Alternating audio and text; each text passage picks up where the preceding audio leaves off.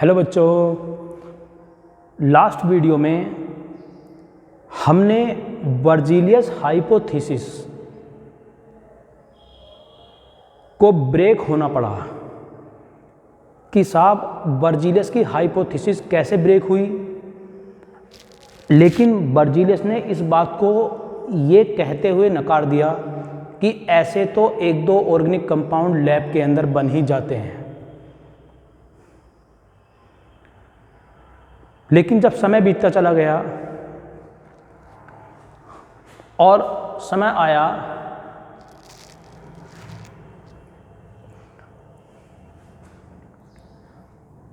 (1845) का, इसमें एक साइंटिस्ट थे जिनका नाम था कोल्बे। इन्होंने एक दूसरा ऑर्गेनिक कंपाउंड प्रिपेयर कर दिया लैब के अंदर, जिसका नाम था एसिटिक एसिड, यानी कि CH3COOH। इस ऑर्गेनिक कंपाउंड को इन्होंने लैब के अंदर प्रिपेयर किया और ये सेकंड आपका ऑर्गेनिक कंपाउंड था जो लैब के अंदर बनाया गया। सेकंड ऑर्गेनिक कंपाउंड था जिसको लेबोरेटरी के अंदर बनाया गया। लिख दूं यहां पर,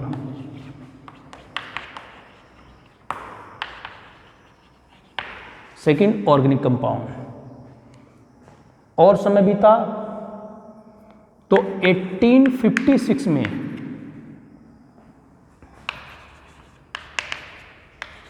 एक साइंटिस्ट बर्टलोट, इन्होंने प्रिपेयर की मीथेन गैस, जिसे आप मार्स गैस भी कहते हो, मीथेन गैस अर्थात CH4। और इस तरह से पूरी तरह से वाइटल फोर्स थ्योरी ब्रेक हो चुकी, खत्म हो गई वाइटल फोर्स थ्योरी पूरी तरह से। और जहां एक समय था जब बर्जीलियस ने 1815 में कहा था कि हम किसी भी ऑर्गेनिक कंपाउंड को लेबोरेटरी के अंदर प्रिपेयर नहीं कर सकते, किसी भी ऑर्गेनिक कंपाउंड को हम लेबोरेटरी के अंदर नहीं बना सकते। तो उस टाइम जो ऑर्गेनिक कंपाउंड्स जो नोन थे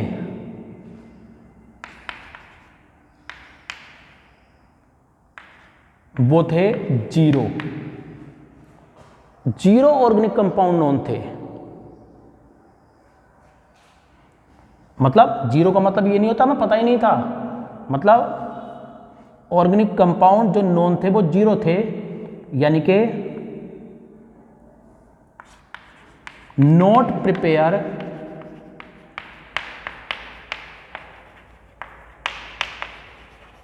सिंथेटिकली, हम उसको सिंथेटिकली प्रिपेयर नहीं कर पाए उस टाइम तक।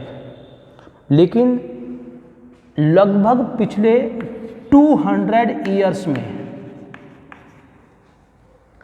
हमको जो ऑर्गेनिक कंपाउंड की नॉलेज है, हम 6 मिलियन ऑर्गेनिक कंपाउंड जानते हैं। 6 मिलियन मतलब 60 लाख ऑर्गेनिक कंपाउंड के बारे में हम जानते हैं और जिन्हें हम प्रिपेयर कर चुके हैं, जबकि 6 मिलियन ऑर्गेनिक कंपाउंड हम बना चुके हैं। जबकि अब तक हमारे पास सिर्फ कितने इनऑर्गेनिक कंपाउंड नोन हैं? सिर्फ 1 लाख। हम 1 लाख इनऑर्गेनिक कंपाउंड के बारे में ही जानते हैं। तो पहले हम ये जानेंगे कि ऐसा किस कारण से संभव हो सका कि 200 साल के अंदर हम 60 लाख ऑर्गेनिक कंपाउंड बना लिए, लेकिन पिछले 200 साल और उससे भी पहले सभी कंपाउंड्स को मिलाने के बाद हमारे पास सिर्फ 1 लाख इनऑर्गेनिक कंपाउंड है। तो ऐसा क्या था, इसके बारे में हम अभी जानेंगे। आप स्क्रीनशॉट लीजिए आप इसका। Very good, very good.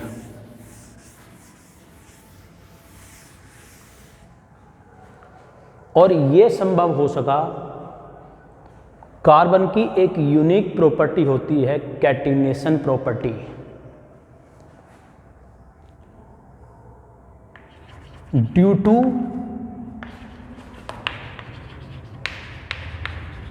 Catenation property of carbon. आपने ये बात 10th लेवल पर पढ़ी होगी, कैटिनेशन प्रॉपर्टी। इसको अपन सेल्फ लिंकेज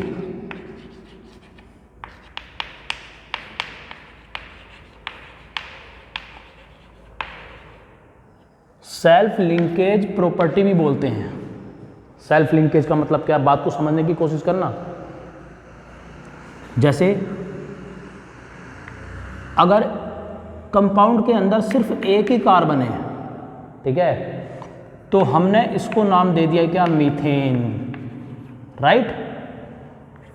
अगर मान लो 2 कार्बन है, मान लो आपने यहां से एक हाइड्रोजन हटाया और ऐसा ही एक और जोड़ दिया आगे को, तो क्या बन गया, इथेन। वाह भाई वाह। एक और हटाया, यहां से एक हटा दो, बोला जी कोई कह रहा है कि मैं यहां से नहीं हटा सकता, यहां से हटा दे मेरे भाई, कोई दिक्कत थोड़ी है उसमें, बात तो एक ही है।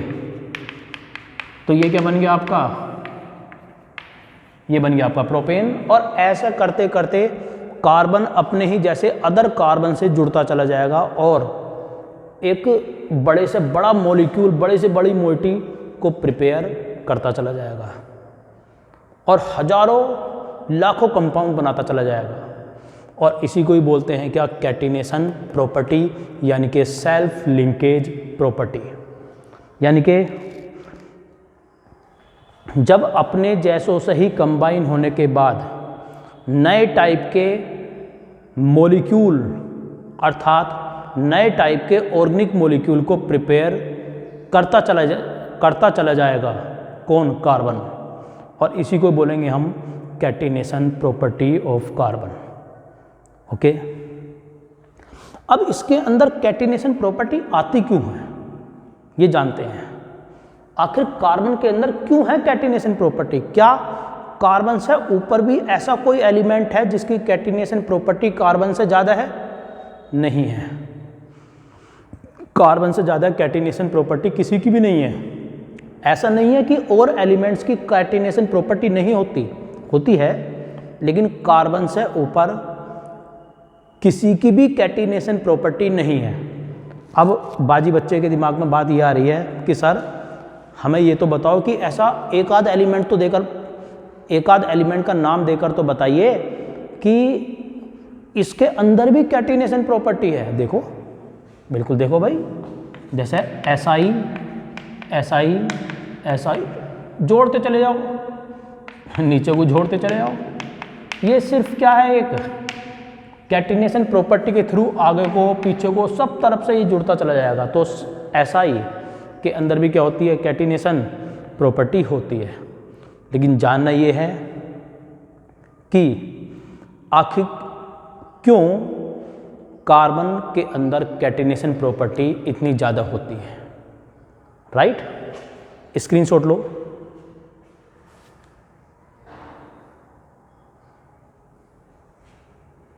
Very good.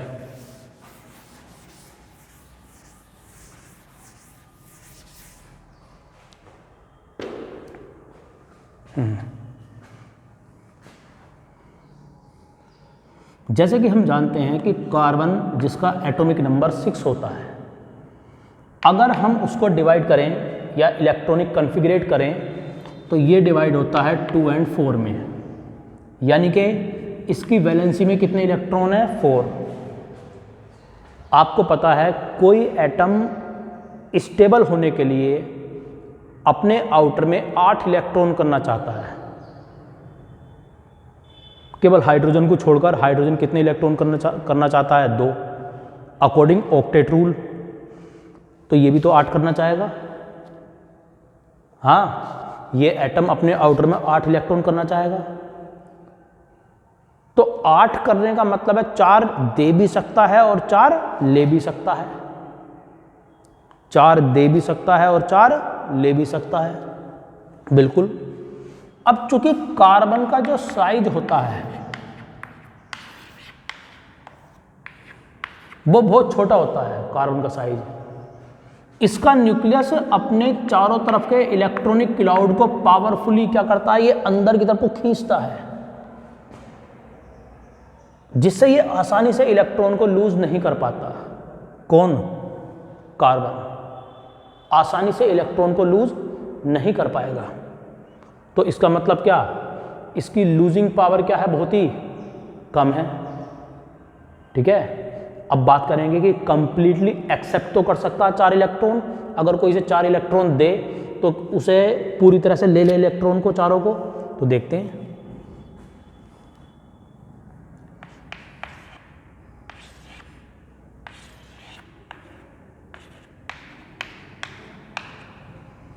इसका स्मॉल साइज है,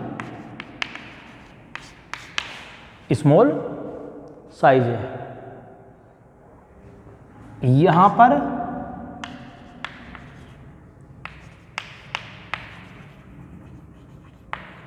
इलेक्ट्रॉन की डेंसिटी हाई है। जैसे ही बाहर से 4 इलेक्ट्रॉन कंप्लीटली इसकी तरफ को आएंगे तो आने वाले इलेक्ट्रॉन और इसके जो पहले से इलेक्ट्रॉनिक क्लाउड है उनके बीच में क्या हो जाएगा, एक क्या होगा, उनमें रिपल्सन होगा। और जब उनमें रिपल्सन होगा तो इसका मतलब क्या, ये आसानी से इलेक्ट्रॉन कंप्लीटली ले भी नहीं पाएगा, ना ही आसानी से इलेक्ट्रॉन दे पाएगा। तो क्या पॉसिबिलिटी इसके पास बची, सिर्फ 8 इलेक्ट्रॉन करने के लिए शेयरिंग की। किसकी पॉसिबिलिटी होगी, शेयरिंग की। मतलब मैं आपको एक बिल्कुल डेली लाइफ के एग्जांपल से बताऊं,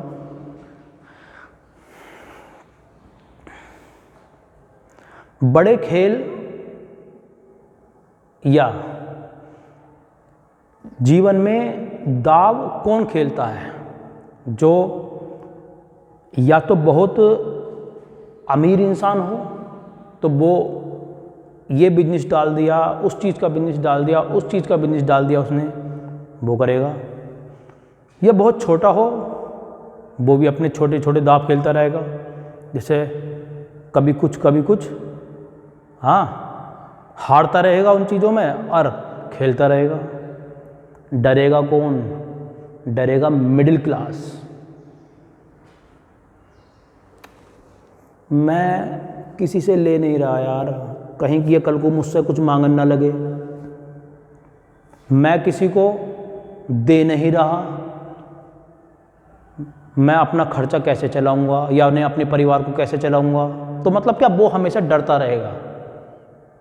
ओके, हमेशा डरता रहेगा। लेकिन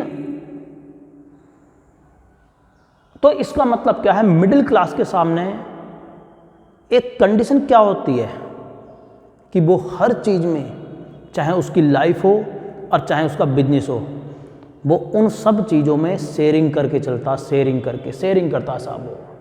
तो ऐसे ही जब ये इलेक्ट्रॉन आसानी से दे भी नहीं सकता और इलेक्ट्रॉन किसी का ले भी नहीं सकता, क्योंकि डेंसिटी बहुत ज़्यादा है पहले से इलेक्ट्रॉन की, तो इसके कारण से ये क्या काम करेगा, इसके पास सिर्फ एक पॉसिबिलिटी बचती है 8 इलेक्ट्रॉन करने के लिए, और उसको बोलते हैं हम क्या, शेयरिंग।